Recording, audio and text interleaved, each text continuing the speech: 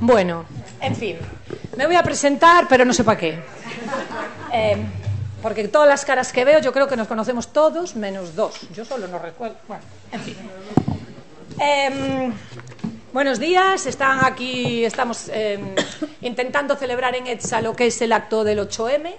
Se ve que hay mucha tensión y a la gente le preocupa muchísimo lo que ocurre con las mujeres arquitectas, porque como veis no nos cabe el público en la sala. Yo había hecho una presentación destinada para el público que no tengo, entonces sigo, algún día, no sé, la tendremos que repetir o tendremos que cambiar los formatos. Este año el Grupo de Igualdad de Arquitectura y las personas que colaboran con este grupo, aunque no sean miembros, decidieron poner en una reunión de coordinación el eslogan de cómo nos íbamos a identificar. Entonces, una compañera tuvo la brillante idea de denominar a este acto, pues, 8M Meiga Setsak. Entonces, ¿qué queríamos ejemplificar un poco con este acrónimo, ¿no? Bueno, ¿qué queremos que seamos las meigas de la escuela? Pues las meigas pues, somos mujeres, podemos ser estudiantes experimentadas, podemos ser investigadoras intrépidas, podemos ser gallegas geniales, podemos ser arquitectas o alumnas, astutas, podemos ser simpáticas, sorprendentes, sobresalientes, y yo voy a añadir la C de cabreada, porque sinceramente a mí esto agradar no me agrada. No voy a... Miriam, buenos días, llegas muy bien. A ver, mentiría si dijera que esto me parece para celebrar. Lo voy a celebrar porque traer una persona de Alicante, una persona que viene de Barcelona y otra que viene de Lugo, más otra que viene de Santiago, para este esfuerzo, desde luego, o sea, ya podemos aplaudir. Entonces, eso.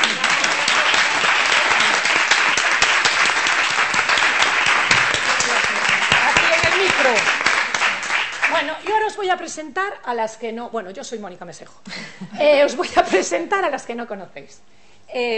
Empezando por allí, María Teresa Sánchez Taboas.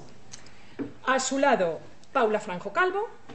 Acercándose hacia mí, Cristina Botana Iglesias. Antía Portela Leal. Y las dos Cármenes. Carmen Rey López y Carmen García. Vale. Ellas van a ser las meigas. Yo solo os voy a introducir un poco sus perfiles.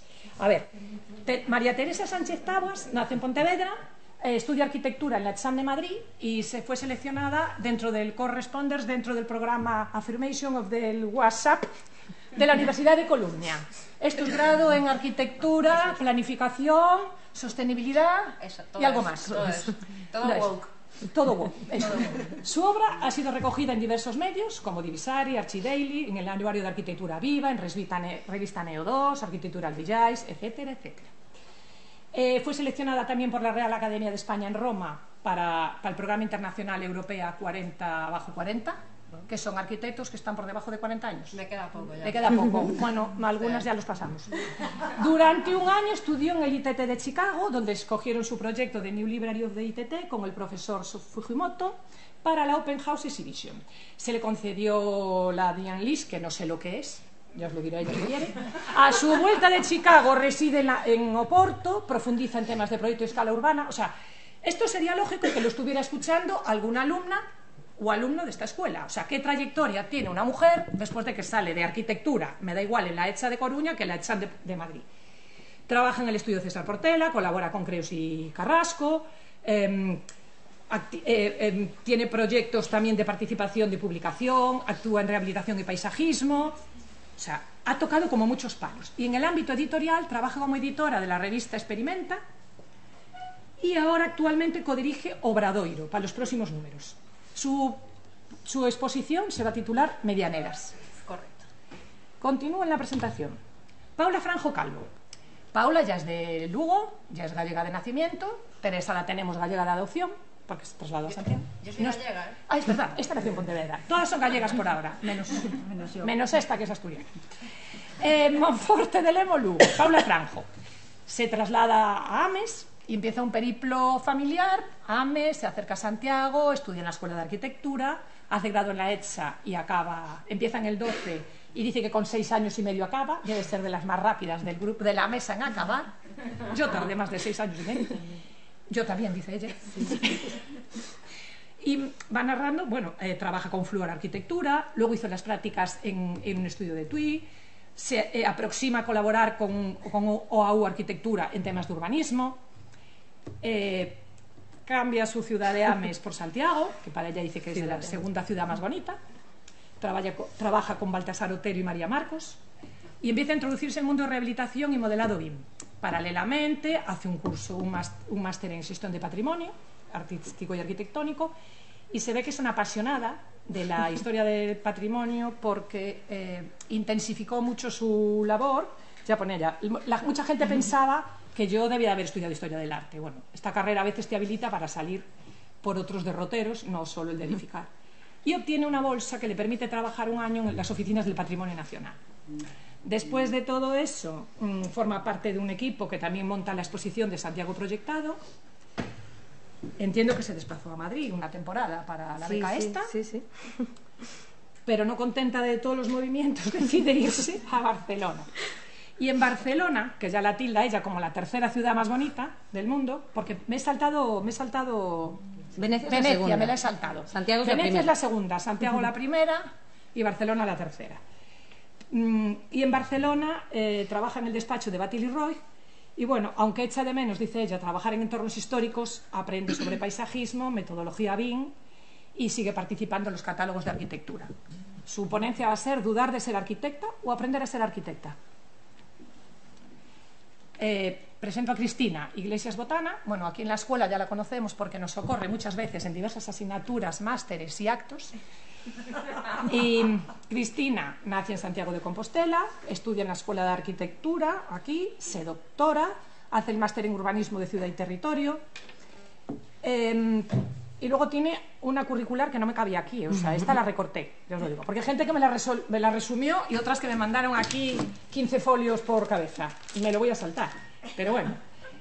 Tiene formación en desarrollo sostenible, colabora con Arquitectos Sin Fronteras, prepara material didáctico para la Xunta, gestiona la vida. Bueno, esto ya es para máster, hizo grado en el paisaje, dio asignatura en el máster de los desafíos de ciudades, un máster propio en la, ¿cómo se llama? La catalana. Entonces, bueno, y tiene así 2 hojas llenas de curricular. A ver, solo os voy a leer... esto que fijaros, o sea, el perfil un poco lo define si veis el título de su doctorado, que se lo codirigió aquí presente Amparo Casares. Los asentamientos precarios en Galicia, punto. Desde los conjuntos autoconstruidos hasta la infravivienda de producción institucional como expresiones del urbanismo segregativo. Denso el título. Es que si no tiene 3 líneas no... Solo, claro, si no tiene... A ver, pero si pudierais leer su curricular, eso renutre muchas facetas de su vida. Su vida está involucrada en muchas acciones sociales, se ha desplazado... Porque ya me comí muchas hojas, ya viste que te quité 3 o 4. Entonces las tengo por aquí, pero ya no las voy a leer. Nada. Ha hecho de todo. Das clase ahora también, ¿no? Me decías... Sí. Está, o sea... En Santiago. Continúa su carrera. Y las 2 Cármenes... que yo creo que son las únicas a las que no os ponía cara antes de presentaros. Vale. Ellas os van a hablar un poco de su experiencia de transitando por... Bueno, perdón, me salté a Cristina, indisciplinada, lo dije, como posicionamiento investigador. No lo dije. Vale, pues eso va a ser Cristina Botana. Luego, las 2 Cármenes que forman pareja laboral... Y lúdico-festiva. Lúdico-festiva, vale. Trabajan de forma independiente, pero dice que mantienen una relación profesional constante. Estudiaron también aquí en la ETSA las 2, solo que Carmen se vino de Asturias, se metió aquí en arquitectura y ya cuando acabó ya no se volvió de Galicia, ya se quedó. Por eso ya entendemos que también es arquitecta gallega. Tenemos que aumentar así el foco, porque si no a veces somos pocas.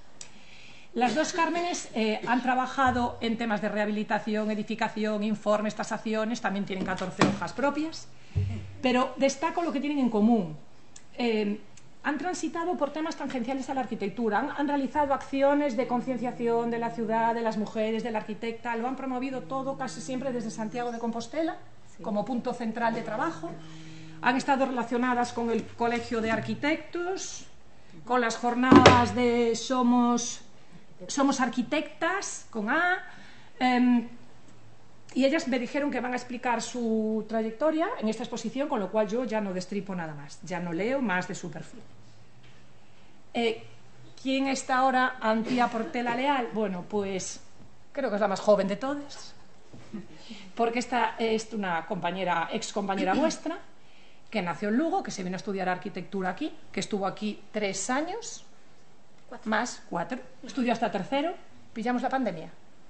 A medias. Pillamos a media la pandemia, yo la tuve de alumna en la pandemia, en Betanzos, sí. O sea, mis alumnos de pandemia se han quedado así como el cerebro, porque pasábamos 12 horas en el chat online con las pantallas aquellas. Era una muy buena alumna, es muy buena alumna. Entonces después decidió abandonarnos. Lo que ocurre aquí en cuarto, que la gente no sé por qué, en tercero te aguanta, en cuarto marchan todos. Entonces se fue de Erasmus a Lublin, Polonia. A la vuelta ya no vino para la ETSAC, se fue a Alicante y se hizo un SICUE. Y ahí se ha quedado pillada ya. Pero la hemos rescatado porque tuvo que hacer el trabajo fin de grado, y el trabajo fin de grado Tiene que ser. Aquí sí es. le convenía sí o sí hacerlo con nosotras. Entonces la volví a repescar de tutora. Bueno, hay que aquí, aunque no tengo a ninguna otra alumna, ¿sí? No, es tutora, no, alumna sí, pero es tutorandas de TFG, pongo la gafa, no tengo a nadie. Vale, aguantarme a mí su sufrimiento. Yo ya lo digo en público. Era por si venía alguien más deseoso de apuntarla. Mejor que no vinieran. A ver, ha hecho un trabajo extraordinario, ha hecho un trabajo intenso, personal, guiado sí, pero propio. Y creo que, o sea, a pesar de lo que sufrió, Fue largo. fue largo, pero está contenta. Entonces, como se queda uno como lo último, pues ella está feliz. Estuvimos mucho tiempo haciéndolo. Y ahora se va a quedar en Alicante, que ya acaba el máster y va a ejercer su labor. Y el trabajo es ese título que os pongo: Vivienda Intergeneracional, 2 casos de estudio, Alicante, Galicia. Vale, quiero agradecer ahora, que me voy a ir ya en breve, a las Cármenes y a las otras personas que estéis aquí, que colaboréis con las cápsulas de igualdad y que somos otras pesadas pidiendo por favor hacer una cápsula. Antía, por favor, haz una cápsula. Ya lo sé. Teresa, por favor, haz una cápsula. Pedimos cápsulas para publicar. Entonces, sé que es otro sector que a lo mejor os cuesta encontrar o que no se lee habitualmente, pero para que veáis que tiene su presencia, aquí he puesto la de las Cármenes. Luego quiero agradecer a las 2 profesoras que colaboran con Igualdad y con la escuela en incitar o obligar o sugerir al alumnado a que haga los carteles. Entonces, este año, no sé si estas otras alumnas están, creo que tampoco. No, bueno, se lo agradecemos lo mismo. Han participado Noelia Mosquera Gándara, Antía, Vázquez González, Rosana y Andrea del Carmen. No sé si no vienen porque están enfadadas o porque ya no se enteran. No están enfadadas, ¿no? Vale. De este elenco, el flamante ganador es Raúl Reisear. La bolsa... Raúl, la bolsa te la doy después. Tu regalo. Para seguir. Y ahora, claro, esto era para que el público este fantasma, hay 4 que me quedan por aquí, reconozcan qué es la labor, o sea, qué mujeres hay en la Escuela de Arquitectura. Vale, entonces, fijaros el panorama. Esta columna de aquí no está actualizada, porque esto lo empecé a hacer en el 21. No sé para qué me mato en rehacer esto año tras año, porque, bueno. Quiero haceros ver que de las meigas que tenéis en ETSA, hay personas que están muy involucradas en lo que es la dirección, como estáis viendo aquí a la secretaria del centro, como Sonia, vicerrectora de Infraestructuras y Sostenibilidad, como puede ser Patricia, que es subdirectora de Relaciones Internacionales, y luego hay otro mare magnum de profesoras que vamos fluyendo pues distintas áreas temáticas. Como veis, no somos muchísimas, claro, tenemos poca presencia en la escuela, cada vez tenemos o sea, va aumentando nuestro porcentaje. Casi siempre son sustituciones, se cae una, desaparece, bueno, pues Hilda y aparece Pilar. Fluctuamos muy poco, la verdad, no hay un despegue. Pero bueno, si rehago positivamente la encuesta y me animo un poco el sector, no me digas que me he quedado... Vale, he hecho mal una cosa, vale, lo siento. Vale, lo voy a dejar así. Estamos en un momento en que somos como mucho 25, que las he contado de aquí, aún sabiendo que Patricia y Pilar del Amo no dan en nuestro centro, no imparten docencia. Claro, somos 25. Pregunté el dato a dirección, me dice que los profesores somos 95. Bueno, chicas, vamos subiendo un poco, somos el 26%. Poco a poco, poco a poco. A ver, el alumnado es mucho más del 26%, el femenino. Muchísimo más. Pero claro, si ni al alumnado femenino le somos atractivos, pues nada. Entonces, esto ya es una tontería, pero aquí hay que tener una M para formar parte del departamento de algún sitio, porque si os fijáis, todo el mundo es María Emma, María Amparo. Vale, yo le digo a los alumnos de primero, pobre del que no sepa cómo me llamo cuando acabe el curso, porque no soporto que me diga, a ver, ¿quién te dio geometría descriptiva? No, un señor de pelo blanco y barbas. Y entonces tengo que pensar, a ver, fulano, no, Enrique, no. Entonces, no saben los nombres de nadie. Claro, entonces, alumnado, por favor, aprenderos los nombres de los profesores. Sobre todo de las profesoras, que total somos pocas. 25. Ahora, si esto es curioso, el que no se llama María Victoria o María Mónica, estoy por ponerme una M. El nombre más repetido, la P. Las Patricias triunfan, hay 4. Después ya las chicas de las M's y luego un par de Cristinas. Yo creo que podían hacer un juego del quién es quién. A ver si pones una foto, ponen el nombre, pones una foto. Ánimo, Cristina sigue sola en urbanismo, no se le espera compañía. He añadido los nombres, no se le espera compañía, no se sabe, vale, ojalá, el año que viene añado aquí un cuadradito. Porque tenía un cuadradito negro y me pregunta una compañera, ¿qué es el cuadradito negro? Digo, una que se cayó. Digo, coño, quita el negro que se ve muy mal. Quité el cuadradito negro. Pero también os digo, esto es negro para todo cuadradito. Podía poner todo negro y poner una. O sea, me da igual. Incluso a veces nos cuesta. Y luego me riñen porque nunca actualizo estas fotos. Ya sé que algunas estamos aquí, como decía Inés, de primera comunión. Alguna tiene la foto de primera comunión, pero los alumnos también dejan fotos de primera comunión por ahí, por el Moodle. Pues nosotros hacemos lo mismo. ¿Podría actualizar esto? Sí, señoras, podría actualizarlo. Algún día lo actualizaré. Pero por ahora os llega así. Y como gracias dentro de las mujeres arquitectas de la ETSA, ahora somos estas. El año pasado éramos otras. Pero venimos ¿de dónde? Venimos de un grupo de 4 profesoras que cuando estudiábamos, las que aquí estábamos, nunca hubo más de 4. Bueno, 4, 25. ¿Quién me falta? Me falta. No la puse a propósito porque era directo. Impartió aquí, no impartió docencia. En aparejadores. Los cursos de doctorado. Vale, entonces, tiene razón Inés. La tuve, la borré, la quité y la puse. Vale, pues me falta Milagros Rey Hombre. Aunque pregunte aquí, seguro que tampoco saben quién es. Por eso pongo las caras. Para la próxima, pongo a Milagros Rey Hombre. Miriam Golubov, que sí está. Pascuala Campos de Michelena, que no está y no sé, muchos de los de aquí no sabéis a lo mejor quién es. Rosa María Fernández Esteller, que no es arquitecta. Rosa no es arquitecta, pero Rosa es fue un puntal de esta universidad y de este centro en concreto. Hizo más Rosa por ETSA que a veces muchos arquitectos con O.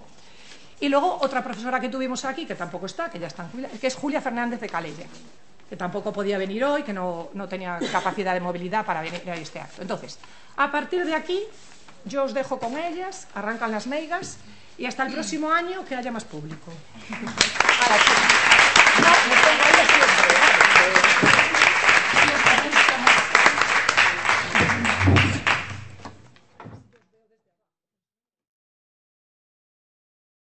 Bueno, nosotros somos Carmen Rey y Carmen García.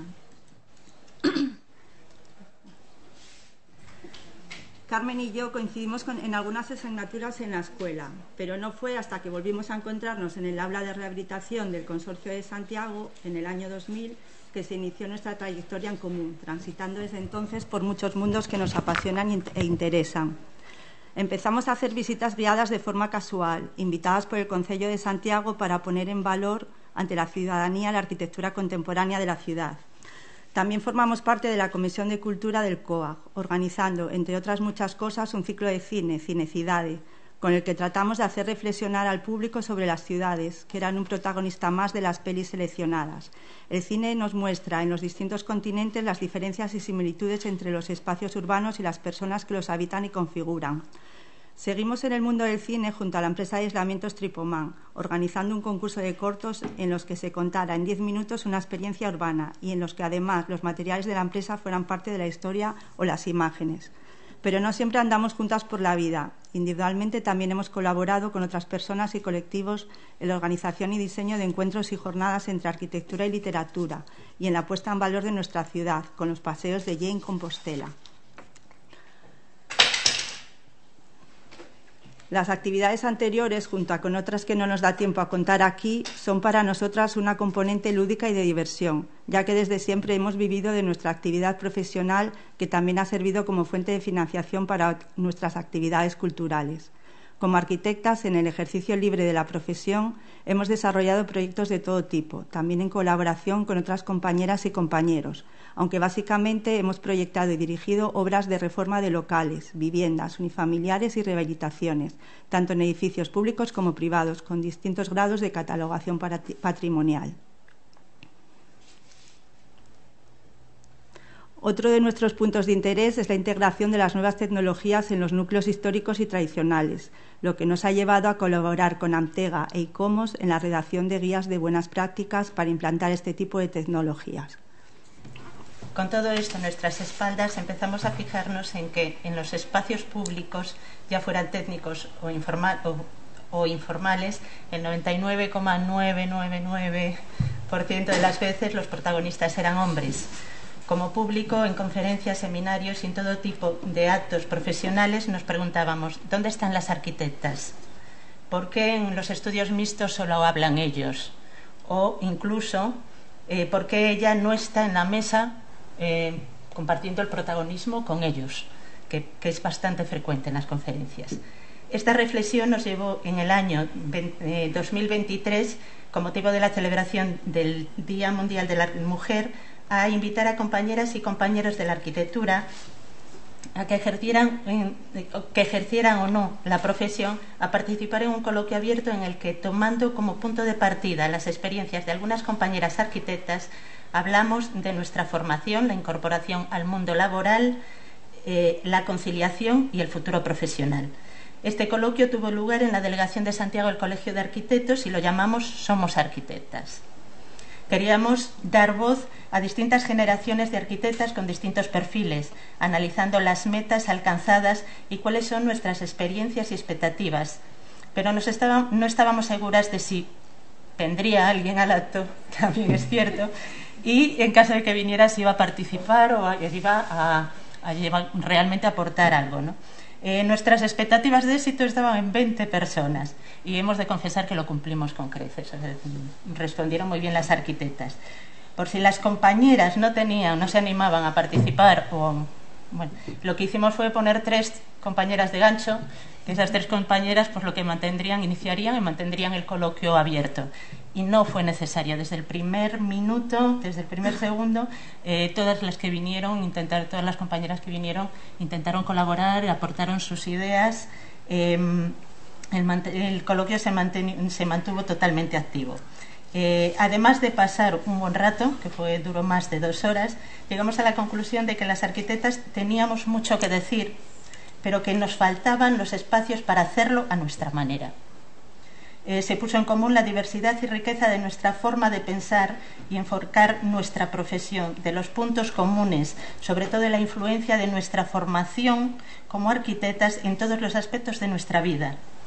Este encuentro fue el inicio de una pequeña red que nos sirve desde entonces como referencia y posicionamiento, como identificación de la afinidad entre compañeras.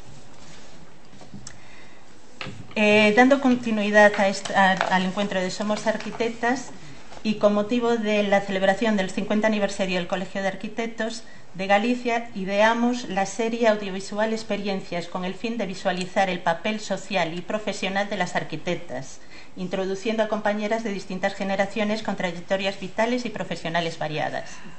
A través de un ejercicio colectivo reflexionamos sobre algunos de los temas que nos ocupan y preocupan en nuestro día a día, sintetizándolos en 4 piezas audiovisuales que esbozamos como formándonos, faenando, diseñando con criterios de género y pensando el futuro.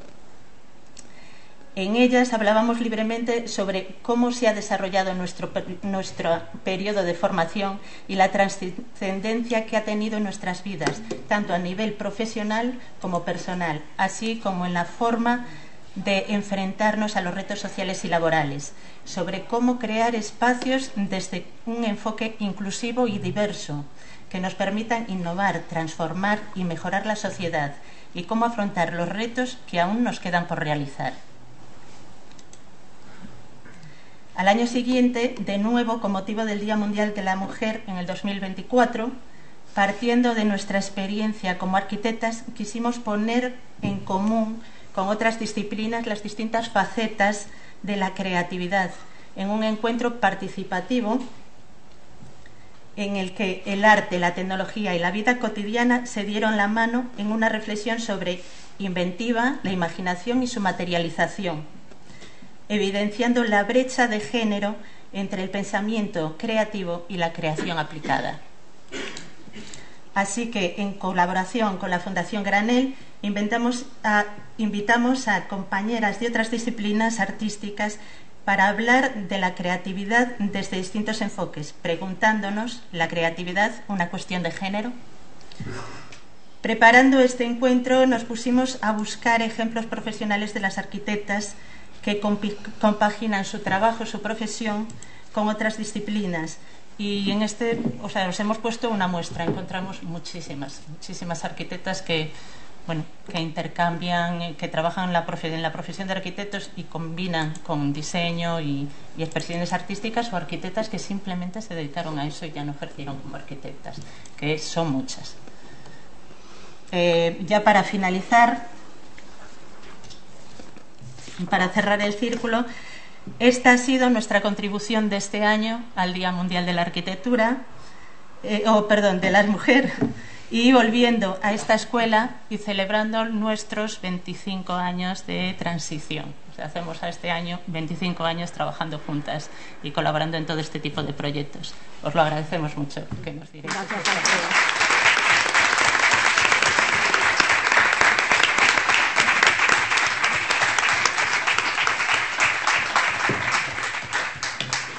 Gracias a todos por vuestra asistencia y a la escuela por invitarnos.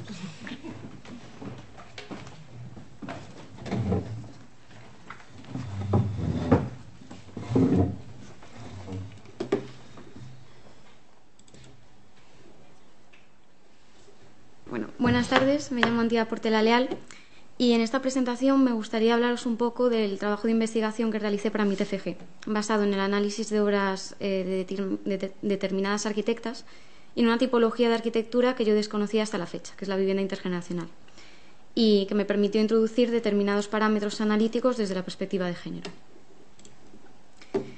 ¿Qué busqué con este TFG? El trabajo trata de poner en valor y conocer cuáles son los factores que determinaron el éxito del funcionamiento de estas viviendas, así como analizar aquellas actuaciones pioneras de esta tipología que se llevaron a cabo, tanto a nivel nacional como a nivel autonómico. Establecí para ello dos casos de estudio, uno en Alicante, proyectado por las arquitectas Carmen Pérez Molpeceres y Consuelo Argüelles Álvarez, y otro en Galicia, de un estudio mixto compuesto por la arquitecta Elizabeth Ávalo Díaz y el arquitecto Gonzalo Alonso Núñez. Para ello establecí también un marco físico y temporal para centrarme en análisis entre los años 2003 y 2009. Quería también contaros un poco cómo surgió esta idea de TFG, ya que mientras estudiaba mi año de psico en Alicante, en una de las asignaturas denominada Aproximaciones conceptuales al proyecto, se nos motivaba a realizar trabajos sobre este tipo de vivienda y además a profundizar en temas de género y arquitectura, ya que la asignatura centraba los análisis de proyectos en obras de arquitectas. El hecho de que con mi tutora Mónica Mesejo fuese capaz de enhebrar las dos partes de este TFG, la vivienda intergeneracional y un análisis desde una perspectiva de género, pues me pareció maravilloso. Tras el primer paso de todo TFG, que es la investigación bibliográfica genérica sobre el tema, para entender mejor las tipologías que se van a desarrollar, he llegado a la recopilación de datos de los casos de estudio que he definido. El primero son las 72 viviendas intergeneracionales, centro de día y centro de salud en Plaza América, Alicante, proyectado, como he dicho, por Carmen Pérez Molpeceres y Consuelo Argüelles Álvarez, que fue promovido y motivado por el Patronato Municipal de la Vivienda de Alicante en 2003 y acabado de construir en 2010. El segundo caso de estudio lo elegí entre una serie de edificios fruto de una experiencia pionera de viviendas piloto que la Xunta de Galicia promovió gracias a la entonces consellera de Vivienda Solo, Teresa Taboas Veleiro, y 3 de estos 4 concursos fueron ganados por el estudio de Elizabeth Dávalo, situados en Vilagarcía de Arousa, en Esteiro e As Pontes. Mientras que el 4º concurso, en Nayarit, fue desarrollado por los arquitectos Yago Lenguas y Yago López. En mi TFG decidí centrarme en el proyecto de Vilagarcía, proyectado en 2007 y terminado en 2010. El siguiente paso que di en mi trabajo consistió en ponerme en contacto con las arquitectas e intentar visitar los proyectos de forma directa. Si bien fui capaz de llegar a las arquitectas gracias a contactos con la Universidad de Alicante y gracias a mi tutora Mónica, el proceso para visitar los edificios a través del permiso de instituciones públicas fue bastante frustrante. Quiero que sepáis que no siempre es fácil conseguir los datos que uno necesita para un trabajo, ya que tras varios intentos de intentar conseguir permiso para poder visitar el edificio de Alicante y tras varios meses insistiendo, pues recibo una negativa. Por lo que decido atacar de otra manera y presentarme allí sin permiso, llamando a los telefonillos, con la esperanza de que algún usuario me ayudara en mi misión. Además, hay que decir que este edificio, al tener tal repercusión nacional e internacional, recibe muchas visitas de arquitectas, de estudiantes, por lo que de 72 viviendas que hay, solo conseguí una entrevista de un usuario mayor y varias con jóvenes. Ya con esta experiencia previa, he decidido dirigirme directamente a Vilagarcía sin preguntar y consigo realizar el trabajo de campo, pues una vez más, gracias a los usuarios. En estas entrevistas con las arquitectas, autoras de las 2 obras seleccionadas, establecí unos parámetros comunes como fue interesarme por su vida profesional, su vida laboral, su recorrido, y he comprobado que tristemente hay ciertas desigualdades y desprecios pues, que han tenido que sufrir algunas durante su carrera profesional y que todavía no son del todo inexistentes en este momento. Las arquitectas que han sido formadas antes, que han vivido la profesión desde hace más años, Carmen y Consuelo, me relatan episodios en obra donde ellas pues, necesitaban imponerse y actuar de una forma un poco más agresiva para demostrar su autoridad, la que se ganaron, puesto que no les era fácil ganarse el respeto en temas de obra. Son situaciones con las que ellas me decían que sentían cierta diferencia con respecto a los hombres compañeros de profesión. De la experiencia profesional de las arquitectas, hablando con ellas, pues vemos no solo cómo era la sociedad en la que se desenvolvían, sino aquellos parámetros que pueden ser más determinantes. A la pregunta que les formulé a Carmen y a Consuelo sobre cuántas eran cuando estudiaban en su carrera, pues Carmen terminó en el 72 y dijo que eran como 5 mujeres solamente. Mientras que Consuelo, que terminó en el 79, pues llegarían al 10% de chicas en la clase. También me gustó mucho la forma que me relataron sobre la forma que tenían de trabajar en equipo y me contaron anécdotas como que hubo una que de este edificio en concreto había un problema con las instalaciones que pasaban por el centro de salud, que tenían que ser totalmente independientes y no conseguían resolver el problema. Y hay una isla cerca de Alicante que se llama Tabarca, que se utiliza mucho en verano para ir a la playa y tal, y que ellas estaban tomando el sol, estaban hablando del trabajo, de tal, y se les ocurrió la solución, cogieron el barco corriendo y se volvieron a trabajar ellas 2 juntas y así fue como se solucionó el problema. Dicen que también han trabajado muy bien juntas, sobre todo con mujeres, que su estudio siempre funcionó muy bien y que decían que eran como el equipo de Ali McQueen. Y es cierto que el trabajo individual y el trabajo en equipo tiene sus más y sus menos, pero ellas creen que siempre tuvieron a buenas arquitectas trabajando en su estudio y además de un modo muy cohesionado. También he tenido la oportunidad de preguntarles por aquellos referentes de arquitectas que tenían y me hablaron de Carmen Pinós, de Zaha Hadid, de la Katomi Basal y en qué manera creían ellas que era importante que las mujeres diseñaran las viviendas y las ciudades. Carmen incluso me narra que este edificio, el de Plaza América, no fue objeto de concurso, sino que más bien fue como un reto. El presidente del patronato de Alicante, Gaspar Mayor, vio que era un proyecto muy complejo y le propuso a Carmen realizarlo desde su estudio de forma paralela, a lo que ellas 2 pues, se lanzaron de golpe encantadas, ya que además Gaspar les brindó una gran libertad de programa en todo el proceso. Él solo quería que funcionase y confiaba en ellas. Quería destacar que el realizar las entrevistas tanto a arquitectas como a los usuarios de los proyectos lo considero un trabajo imprescindible en este proceso a la hora de tener un conocimiento más profundo de los factores que influyen en la arquitectura, tanto en su proyección como en los usuarios y su experiencia vital. En este proceso de investigación, estos desplazamientos a las obras y a los despachos de las arquitectas, con las respectivas entrevistas a las mismas y a los usuarios, supusieron realmente para mí un antes y un después, ya que mi opinión de lo que yo creía que sabía cambió radicalmente. Con respecto a lo que significa lo que se refiere a la arquitectura intergeneracional, ambos proyectos constituyen una iniciativa de carácter social que busca ofrecer soluciones viables mediante una vivienda digna y asequible tanto a jóvenes como mayores con bajos recursos y en una situación de vulnerabilidad o aislamiento no deseado.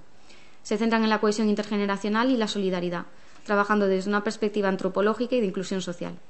Se proporciona tanto a los usuarios mayores como jóvenes un hábitat seguro, atractivo y adecuado en el que convivir, de manera que ambos grupos sean capaces de crear un vínculo en el espacio y con las distintas personas de distintas edades que viven en él. En este proceso, una vez dispongo de toda la información que estimo necesaria, además de los pliegos y memorias que obtengo gracias a las arquitectas, me planteo un análisis en paralelo de los parámetros más importantes de ambos proyectos, consistente en las fichas técnicas del proyecto y las arquitectas, las condiciones de las licitaciones y de las normativas autonómicas, el análisis del contexto urbano, del edificio, de la vivienda y, finalmente, el estudio de la flexibilidad e igualdad de género en esta. En ambos casos existen unos requisitos por parte de la Administración Pública para poder adquirir alquiler de una de estas viviendas. Tanto en Alicante como en Vilagarcía, los usuarios deben ser menores de 35 años o mayores de 65 y contar con unos ingresos anuales limitados, entre otros requisitos administrativos. Las arquitectas señalan también que ha sido muy importante resolver la función urbanística que va a desarrollar el edificio dentro de la ciudad. Como ese edificio ha posibilitado mejorar la plaza y aportar calidad al barrio. Aunque ellas dicen que en el proyecto no tuvieron realmente en cuenta cuestiones de género, porque en ese momento no se abordaban, ni desde la Administración ni desde los particulares, lo cierto es que este programa, con esta diversidad y el estar en un tejido urbano consolidado, responde a muchos parámetros de equipamientos de proximidad e infraestructuras en la vida cotidiana. En el proyecto de Alicante no hay una diferenciación funcional entre la vivienda que se designa a una persona joven y a una persona mayor, al igual que sucede en el de Vilagarcía. Las viviendas se diseñan de manera que valgan de intercambio, que la población se pueda intercambiar en una situación de igualdad. Sin embargo, una cosa que sucede en el de Alicante es que tiene que haber un número específico de jóvenes y mayores por planta, cosa que no pasa en el de Vilagarcía. En el parámetro de proyecto, en ambos casos, han tenido en cuenta la necesidad de que los edificios funcionen como una pequeña ciudad, sobre todo el de Plaza América. En este, debido a la gran dimensión del solar, pudieron proyectar muchos espacios intermedios que funcionan como plazas y calles, lo que genera mucha más relación entre los usuarios. Cosa que en el de Vilagarcía les faltaban metros cuadrados para poder cumplir esa función. La preocupación por que la gente pueda sacar sus sillas al pasillo calle y se relacionen, salas de actividades en cada planta pensadas estratégicamente para forzar esos desplazamientos, ensanchamientos en las distribuciones, es decir, su funcionamiento como un pequeño pueblo.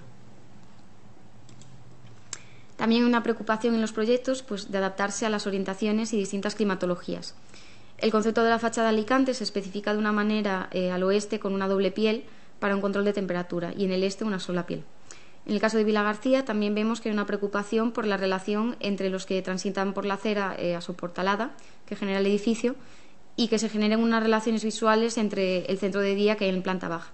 De hecho, las arquitectas me comentaban que había una relación entre... No, las arquitectas no, perdón, la enfermera del centro de día, que los usuarios mayores del centro de día y los niños que volvían del colegio y que pasaban por esa calle siempre se saludaban, a veces entraban, hablaban con ellos, hay una buena relación.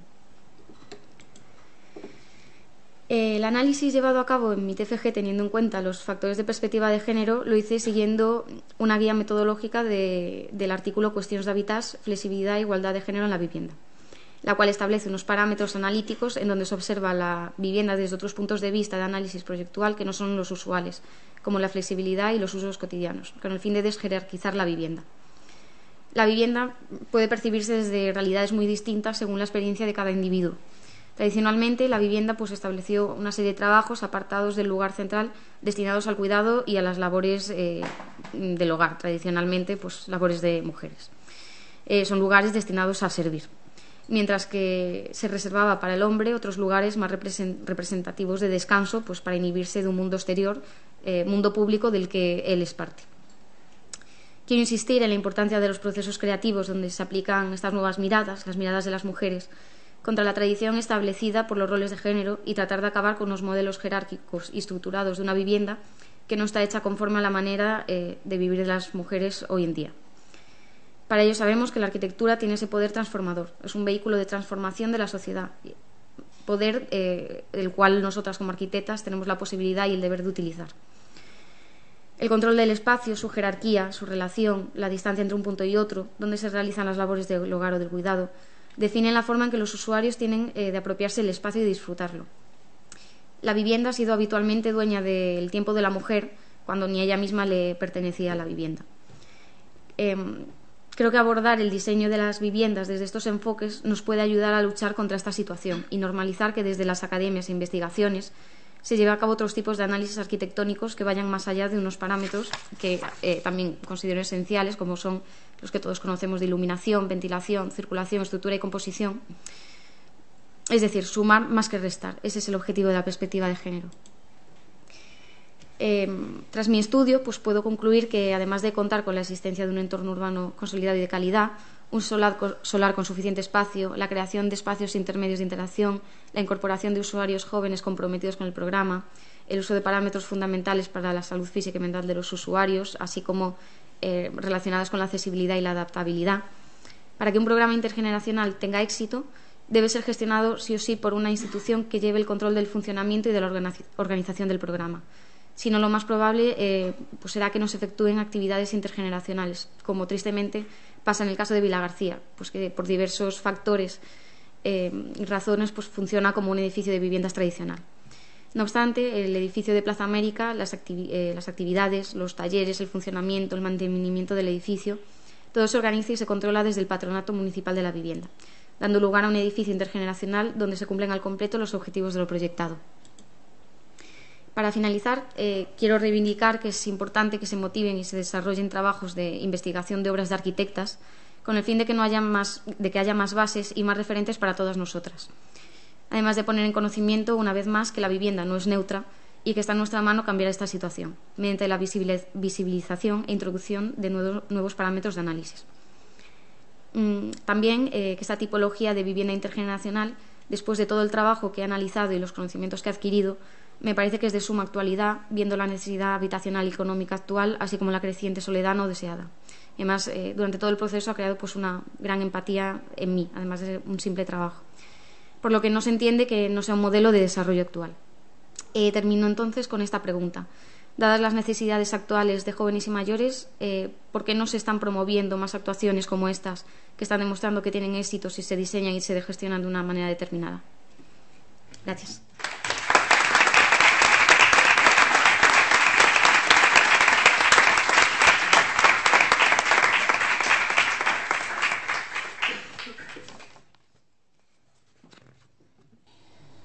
Bueno, pues gracias por la invitación y por el espacio y por esa presentación un poco cabreada de Mónica. Y bueno, el título de la presentación que traigo en realidad es en parte el título de un ensayo, una reflexión que publiqué hace poquito, que es más o menos parecido, es un poco más largo porque pero es más o menos esto. Entonces habría que empezar por explicar bueno, qué significa qué es ser indisciplinada en la profesión, en la investigación o bueno, en otras facetas de la vida. Para mí ser indisciplinada significó un punto de partida crítico que implicaba romper los marcos tradicionales de las disciplinas, intentar dar respuesta o al menos ampliar las preguntas y señalar hacia las ausencias, hacia los silenciamientos, las jerarquías de conocimiento. No era solo una postura teórica, sino que también era una forma de hacer, es decir, utilizar metodologías más flexibles, que no sean dogmas ni que los objetivos estén por encima de las personas que colaboran con tu investigación. Significa asumir que el conocimiento no es neutral, que la forma en la que trabajamos no es neutral, y que todas las preguntas que nos hacemos y la forma en la que nos aproximamos a los espacios están atravesadas por nuestras experiencias, nuestras emociones y las genealogías de todas aquellas personas que han pensado antes sobre esto. Ser disciplinada implica no buscar verdades cerradas, sino abrir nuevas preguntas y no temer la incertidumbre. Es importante dejar claro que puede ser una decisión consciente, pero a menudo y muchas veces es también una condición inevitable. Bueno, traigo aquí esta experiencia de 2020 que, bueno, hicimos una una acción, bueno, era un grupo de 4, yo, mi hermana y otros 2 aliados que nos trajimos un poco para hacer bulto, y empapelamos la facultad con un montón de referencias de urbanistas, arquitectas, ingenieras. Había un poco de todo, sociólogas urbanas, etcétera, que de alguna manera sentíamos que nos habían faltado durante nuestra formación. Y lo hicimos pues por achinchar y porque nos apetecía empapelar la facultad, ya que no habíamos tenido nuestros programas, pues parecían, pues ahora van a estar aquí. Y luego vimos un poco pues la respuesta, de algunos aparecieron pintados, otros arrancados, aburrís que nos dejó como... Eso como, bueno, aburrimos, pues puede ser, pero el caso es que siguen sin estar, entonces pues habrá que seguir aburriendo y siendo indisciplinadas. Por eso decía a veces que la indisciplina a veces es una condición inevitable. Para todas estas referentes que hubo y para las que seguimos estando y las que seguirán. Cada vez espero que un poquito menos. En este sentido, traigo como 5 mecanismos de silenciamiento que nos explicaba Teresa del Valle, que sería la usurpación, de conceptos desarrollados por mujeres profesionales o arquitectas, etcétera, la desvalorización, el silenciamiento, la transformación interesada o el lapsus genealógico, que suele ser una de las excusas más habituales. Bueno, ya la enseñé varias veces, pero bueno, aquí no está ni muchísimo menos completa, pero bueno, es una forma de señalar que las referentes no solamente son los últimos 20-25 años, sino que esto llevamos pensando los espacios que habitamos y que transitamos ya desde seguramente mucho antes del siglo XV. Esa es la referencia típica como la más antigua, pero seguro que las hay antes. Estos son solo algunas, solo un puñado que me cabían aquí en la diapositiva. Y además de quién aprendemos también, pues como decía Reyes Gallegos en su proyecto Ellas en la ciudad, pues de todas las mujeres que tiran del carro, de forma literal y de forma simbólica. Traigo 3 ejemplos de investigaciones que he desarrollado en los últimos años que de alguna manera explicitan esto que trato de explicar de la indisciplina y del foco en la perspectiva de género. La primera de ellas es Mujeres mayores en la ciudad, que el título es Mujeres mayores en la ciudad jubilada, y era explícito el mencionar la ciudad jubilada y las mujeres mayores, porque no se acompañan ni son lo mismo. Entonces, todo surgió de conocer el proyecto de Pau Faus de la ciudad jubilada, que ya es de 2012, y otros antecedentes, una investigación, por ejemplo, de Ergosfera, que eran las prácticas informales de las personas mayores en la ciudad, y un proyecto fotográfico de Reyes Gallegos, de Reyes Gallegos, que era Ellas en la ciudad. Entonces, cuando vi el proyecto de la ciudad jubilada, que él exploraba los huertos autoconstruidos por mayores en el estadio de Barcelona, me hice la pregunta, vale, ¿dónde están las mujeres jubiladas en la ciudad? Entonces, la primera hipótesis de partida era que las actividades de las mujeres mayores en el espacio urbano venía bastante determinada por una extensión en el trabajo de reproducción social. Es decir, puede que estén jubiladas, pero no están realmente ocupando el espacio de la misma manera que hacen los hombres jubilados. Pero lo que me interesaba en este trabajo era, de alguna manera, romper con las narrativas paternalistas e infantilizadoras que describen a las mujeres mayores en una única condición interesante de abuelas. Homogenizan todas sus identidades, sus saberes, su presencia en el espacio urbano y siempre en relación con el hogar y con el trabajo de cuidados. Y la hipótesis era que las mujeres mayores tienen muchas más expresiones en el espacio, no solamente como profesionales, sino también como usuarias y transformadoras de él. Entonces lo dividí en prácticas formales, digamos, mediadas de alguna manera por las instituciones, y aparecían resultados como que, por ejemplo, en la Universidad Senior de Coruña, el 81% de las mujeres de las matriculadas eran mujeres. Preguntadas al por qué, casi todas decían que era, porque ellos tienen como más sentido del ridículo, no les gusta reconocer que no saben algo, y sobre todo aparecían cuestiones como que lo hacemos ahora que podemos. El resto o no habían podido, no habían encontrado el momento, etc. También participa mayoritariamente en el turismo social y en la participación ciudadana. A pesar de no ser muy tenidas en cuenta, en torno al 60% participan en espacios de debate, en los plenos ordinarios, en los presupuestos participativos, etc. Luego había actividades informales, que estas eran las que más me interesaban también, porque implican cierto nivel de transgresión, de rebeldía y de ocupación del espacio urbano. Entonces aquí aparecían cuestiones como las huertas autogestionadas, la alimentación a animales liminares, el trabajo informal, en el que también podría entrar todo el trabajo de reproducción social, porque realmente es un trabajo informal no remunerado, la transgresión, el juego en el espacio público, la socialización, incluso las afectividades y la sexualidad. Elementos todos que no están asociados a los cuerpos y a las existencias de las mujeres mayores en la ciudad. Estas prácticas también surgió con una pregunta, que era el tema de las prácticas informales que aparecían en las personas mayores en la ciudad en uno de los trabajos antecedentes, era el de minar obras. Y yo me pregunté, ¿por qué minar obras es una actividad masculina? Es decir, ¿por qué las mujeres mayores no se dedican a minar obras? Entonces, claro, ahí aparecían reflexiones de por qué es una actividad principalmente relacionada con el hecho público. Entonces, ¿por qué las mujeres mayores no se estaban sintiendo interpeladas por el hecho público? ¿Por qué no aparecían en estos espacios? ¿Y qué otras actividades sí que aparecían y no estaban siendo consideradas?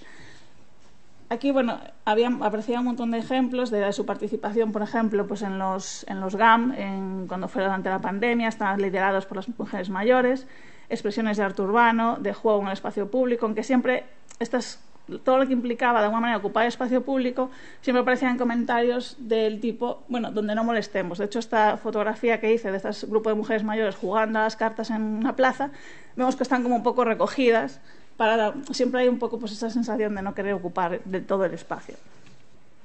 También me parecía interesante que otras cuestiones como el consumo, por ejemplo, en estos artefactos de la ciudad que asociamos a una ciudad capitalista de los vending 24 horas, los asociamos a un consumo joven y de comida basura, y sin embargo pues vemos esta pareja de señores mayores que están ahí buscando algo que picar y curioseando en este espacio. Y que además ofrecen otras cuestiones, como que es un espacio iluminado donde la gente se resguarda del frío, de la lluvia o espera que se ponga verde el semáforo. Y por último, las afectividades y la sexualidad. Es decir, sobre todo hay un antecedente muy interesante que son los textos de Anna Freixas. La afectividad esterilizada en el espacio público es otra de las cuestiones no reconocidas hacia los cuerpos de las personas mayores y de las mujeres mayores en especial. Sin embargo, podemos encontrar parejas ancianas mostrándose cariño en público, que casi parece como una transgresión al ser prácticas sujetas a una mirada como culpabilizadora, incluso medio de broma, etcétera. Y sin embargo, en la investigación, que no voy a entrar en detalles, sí que aparecieron como prácticas como de cruising y de cosas bastante interesantes que ninguna teníamos en mente asociadas a los cuerpos de las mujeres mayores en la ciudad. La siguiente investigación es sobre las mujeres mayores en el rural. Y aquí este es un trabajo que realicé con María Novas.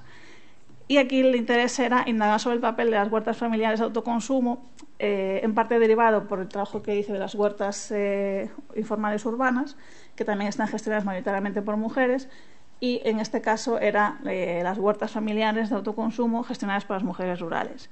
Y el papel que tenían en la soberanía alimentaria gallega y sobre todo la deuda histórica que tenemos nuestra generación con tantas mujeres productoras de ascendencia labriega normalmente, que continúan sosteniendo estas producciones invisibilizadas y penalizadas por un sistema que realmente no valoriza la labor. De hecho, el 59% de las mujeres que trabajan en el campo no cotizan, ni por tanto tendrán pensiones, etcétera, ni tampoco son dueñas de la tierra que trabajan. En este trabajo hicimos 3 casos de estudio en 3 ubicaciones distintas de Galicia, y lo que buscamos, les pedimos que nos dibujaran su huerta y que nos explicaran un poco pues, cómo era el trabajo del día a día. Y al final acabamos analizando estos espacios en relación a la vivienda, en relación al territorio, desde 4 dimensiones, que era la dimensión espacial, ecológica, temporal y la afectiva. Introducir la dimensión afectiva, está relacionado con esto que decía de las metodologías interdisciplinares, es decir, son cuestiones que parecen irrelevantes y que de alguna manera no parecen tener cabida en el método científico de investigación y sin embargo arrojan resultados muy interesantes y que por supuesto son productores de conocimiento. En cuanto a la dimensión espacial, estas huertas que a priori pues, no son consideradas, digamos, en los cálculos de economía sobre la industria alimentaria, incluso en los propios cálculos económicos que hacemos de las cestas de la compra de los hogares, y sin embargo se calcula que la superficie destinada a estas huertas es en torno a 1,5 veces superior a la producción industrial de hortalizas y frutas, y que supone un porcentaje muy importante de la producción total de estos alimentos en Galicia.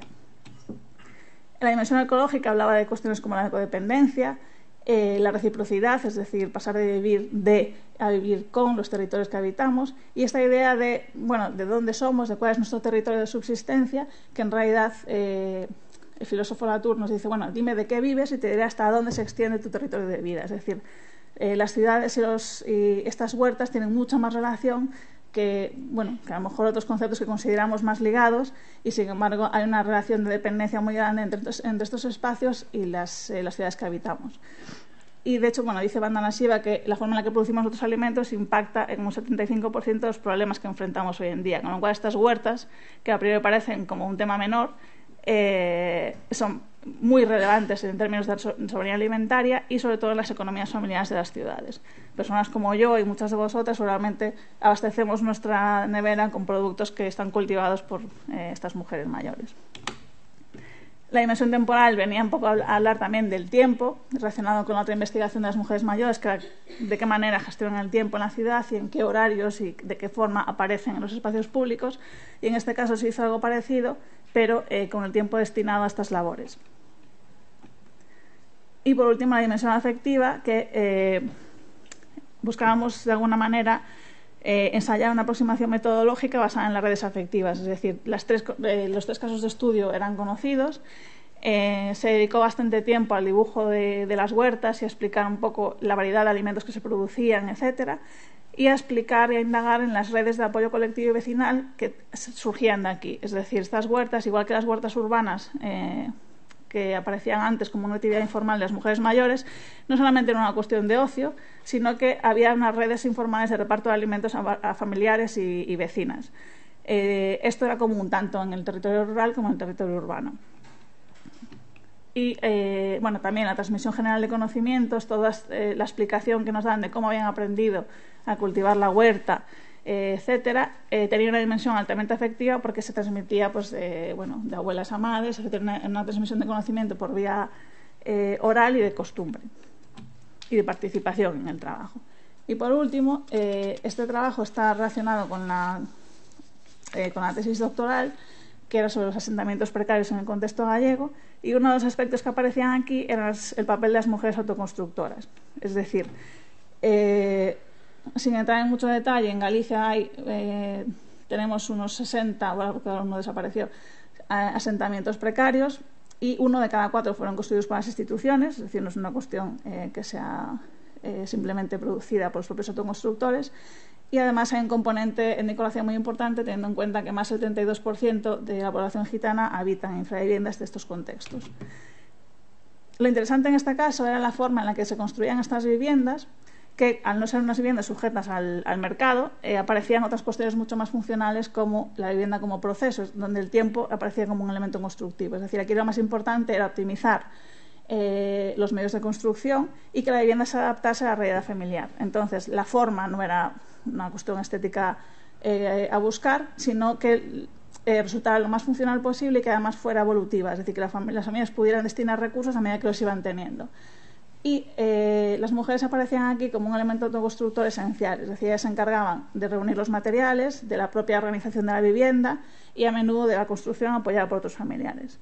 Entonces, aquí es un ejemplo de una vivienda, de una agrupación residencial para una unidad familiar, en la que hay ya algunos descendientes que se han ubicado cerca de la primera vivienda, y vemos cómo le van apareciendo como pedacitos a medida que van siendo necesarios.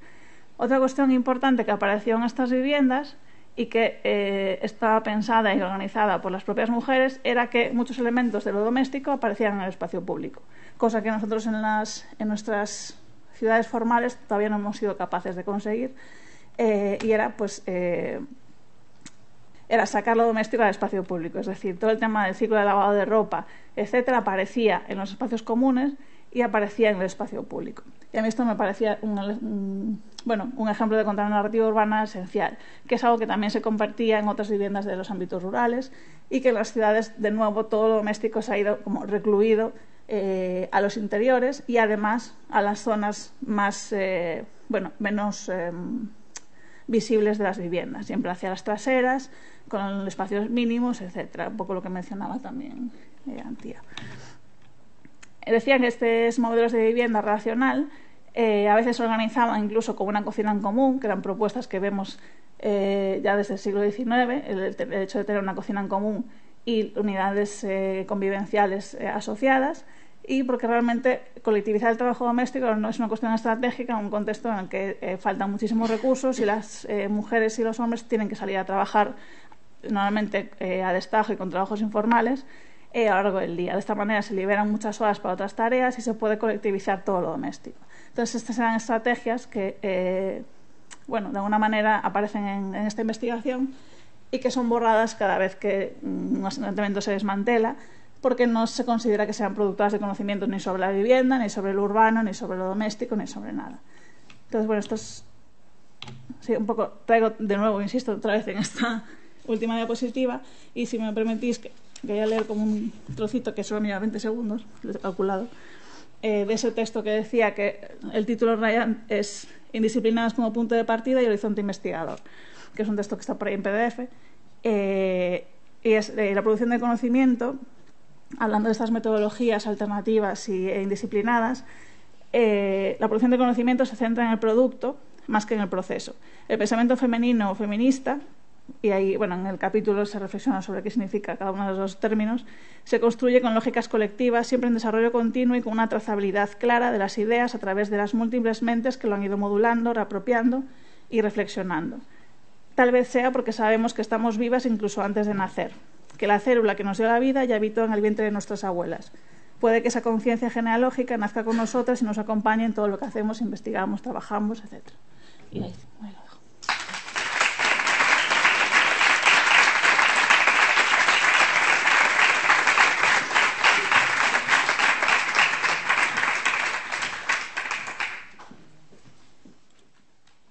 Bueno, buenos días.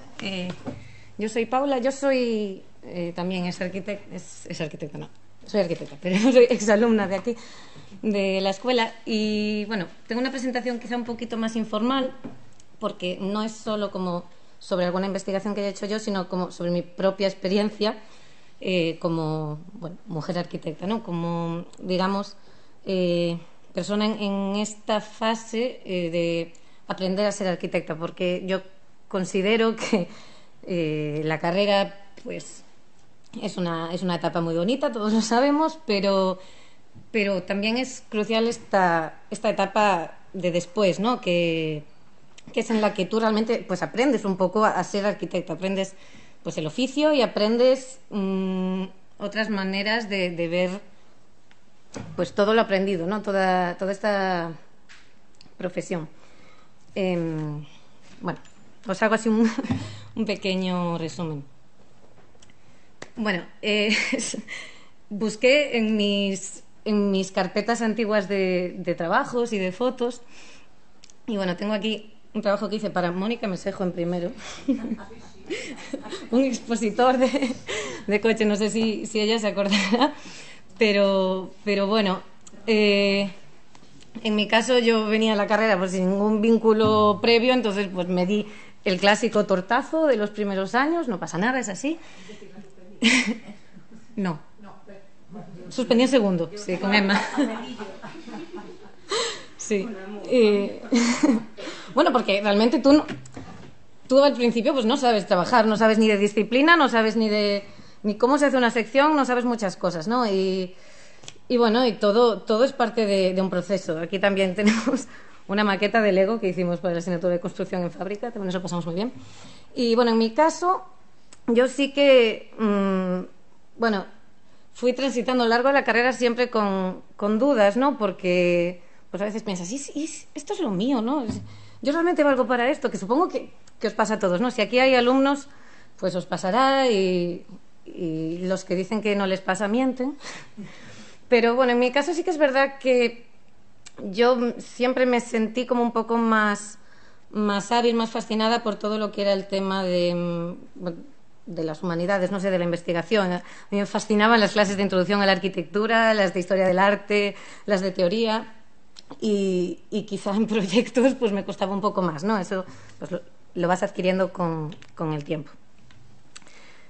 Bueno, aquí también un pequeño resumen de lo que es para mí muy importante, que es aprender a trabajar en equipo, ¿no? Y que es lo que te salva muchas veces de todos esos momentos de crisis, de dudas y de quererse matar.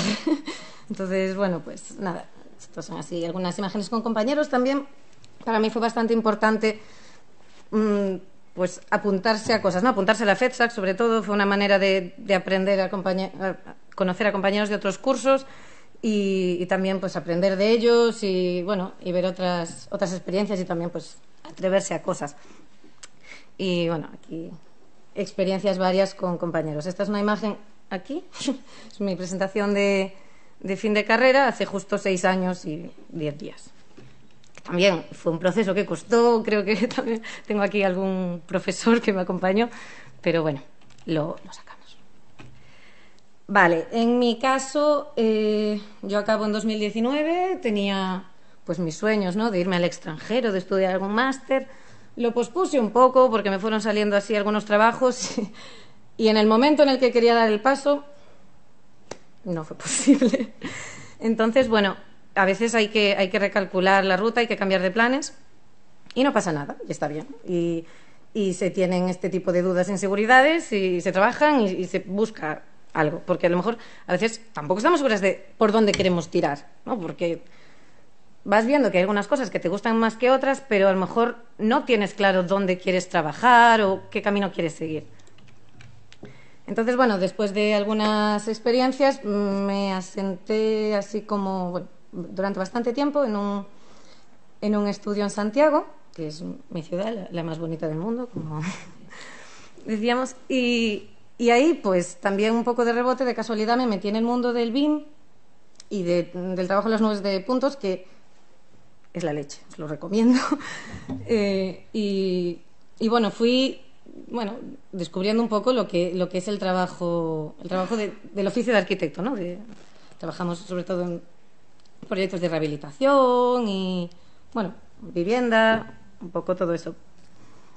Pero, bueno, lo cierto es que, como también siempre tenía estas otras inquietudes y siguiendo el ejemplo de algunas compañeras que también habían pues estudiado otras cosas, ¿no?, porque querían pues explorar otras disciplinas, me matriculé mientras trabajaba en un máster que hay en Santiago, en la USC, que es el de gestión del patrimonio. Bueno, porque yo veía que ese campo me gustaba, ¿no? Yo a veces tenía también estas dudas y bueno, la verdad es que me gustó mucho, me sentí muy a gusto y, curiosamente, tú a lo mejor te estás yendo a otro sitio, ¿no?, otra disciplina, historia del arte, y acabas reconectando con otras cosas, ¿no?, de manera inesperada. En mi caso, hice un trabajo de investigación sobre la Alameda de Santiago y bueno, redescubrí un montón de cosas sobre jardinería y sobre paisaje, que lo había trabajado un poco con Cristina también en el PPC. Y bueno, vi también que era un mundo pues muy interesante y muy bonito, ¿no? Es una investigación histórica también.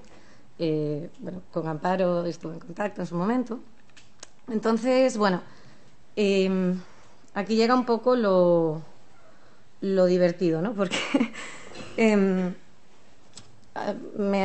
visto que me interesaba el mundo de los jardines y de la arquitectura, obviamente histórica, me apunté en una convocatoria que vi de una beca en un departamento de inmuebles y medio natural, Patrimonio Nacional. Me apunté así un poco sin mucha pretensión y me cogieron. Entonces, en pocos meses me había trasladado a Madrid. Estaba trabajando con un despacho en el Palacio Real y estaba desarrollando pues proyectos de reforma allí en el propio edificio y en todo aquel entorno, porque además era la fase previa a la apertura al público de la Galería de las Colecciones Reales. Entonces, bueno, hubo que acondicionar mucho pues todo el entorno, se abrieron accesos nuevos y pues colaboré en el diseño de la portada del libro de la galería, en las banderolas publicitarias, en un montón de cosas para las que realmente me servía esa formación como arquitecta y a lo mejor no eran propiamente de construcción, pero también hice un proyecto varios proyectos de edificación, para lo que me dio tiempo, ¿no? En este caso, en el que colaboré más activamente fue en la restauración del túnel de Villanueva, que es, un pequeño túnel que hay aquí al fondo del Campo del Moro, no sé si conocéis Madrid, que lo mandó construir José Bonaparte cuando era rey, esa pequeña etapa, para salir directamente a la casa de campo, pues en los momentos en los que a lo mejor pues se veía perseguido o simplemente quería ir a la casa de campo porque era como zona de ocio, digamos. Y el arquitecto del túnel fue Juan de Villanueva, que es el autor del Museo del Prado. Y bueno, es una construcción bastante sencilla, pero bueno, tiene su relevancia, ¿no? Sobre todo porque ahora, al haberse desarrollado todo el proyecto de Madrid-Río, y bueno, y todo el acondicionamiento de la Plaza de España, pues hay como un gran eje urbano peatonal. Aquí se planea la abertura del túnel para conectar el Campo del Moro con Madrid-Río. Digamos, bueno, hay como una edificación intermedia, porque aquí está el túnel de la M30 y es un lugar muy complejo, pero bueno, tiene su relevancia y su interés. Entonces, claro, para mí aquello era interesantísimo, porque yo estaba aplicando mis conocimientos de arquitecta pues en un tema también, no sé, histórico, artístico, bueno, muy interesante para mí. Paralelamente a esto, poco antes de irme a Madrid, me había surgido la oferta de participar en una exposición en Santiago sobre arquitectura, que también en su momento pues dudé, ¿no? Como hay que dudar con todo, porque no sabía si se me hacía un poco grande, también tenía familiares vinculados, entonces no siempre es buena idea, pero bueno, dije, realmente es el tipo de proyecto en el que yo querría trabajar, entonces dije, pa'lante. Entonces, bueno, me voy a explayar aquí un poquito más. La exposición se tituló Santiago proyectado, arquitecturas no construidas, y trataba sobre proyectos arquitectónicos planteados en Santiago a lo largo del tiempo, pero que no se llevaron a cabo por diferentes motivos. Entonces hicimos un poco este ejercicio de reimaginar, ¿no?, estos proyectos en la ciudad actual, dónde se hubieran ubicado, cómo serían, ¿no? Y bueno, hicimos una pequeña investigación, seleccionamos 14 proyectos de un listado bastante largo que teníamos y los desarrollamos pues un poquito más cada uno de ellos. Esto fue promovido por el Consorcio de Santiago y la hicieron en la Casa do Cabido, que es allí en Platerías, la fachada telón que hay frente a la catedral. Entonces, bueno, en la primera sala hablábamos de las diferentes cabeceras que se plantearon para la catedral. Se sabe que se planteó en el siglo XIII una cabecera gótica, porque la cabecera de la catedral románica pues es estrecha, ¿no?, estaba llena de capillas y pues en su momento un arzobispo quiso, bueno, darle una vuelta. Sabéis que la catedral de Santiago fue construida en muchas fases, ¿no? Pues siempre fue un templo de bastante importancia y se fueron pues añadiendo elementos, reformando otros. Pues en este caso se quiso tirar la cabecera que había y cambiarla por una gran cabecera gótica. Se empezó a construir. De hecho, hay restos aquí debajo de las escaleras de la Quintana, pero bueno, finalmente no se llevó a cabo.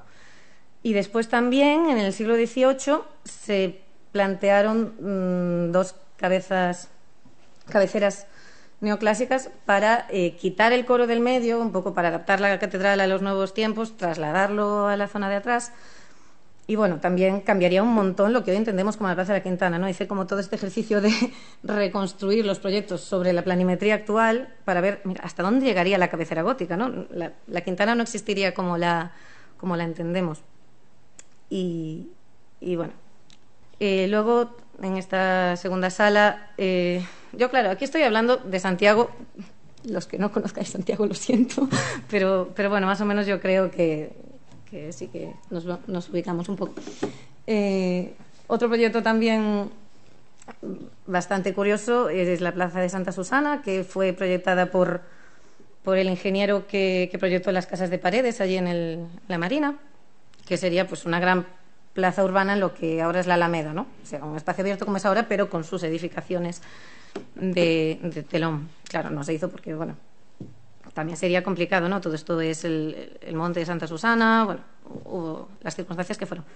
Una gran vía que se planteó de manera un poco más teórica, pero que, pues respondiendo un poco a los planteamientos higienistas de la época en el siglo XIX, en este caso, ¿no?, pretendía pues abrir un espacio más ancho, ¿no? Aquellas callejuelas que no eran bien vistas en su momento, no eran ni limpias ni salubres, pues pues en este momento se quería pues, pasar un tranvía, ¿no? Tirar filas de casas para acondicionar la ciudad a la nueva estética también.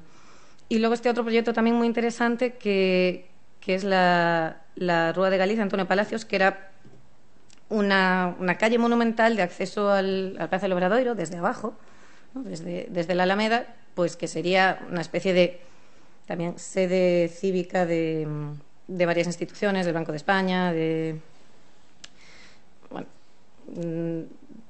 instituciones civiles, y que serviría un poco de acceso noble a la Plaza de la Catedral.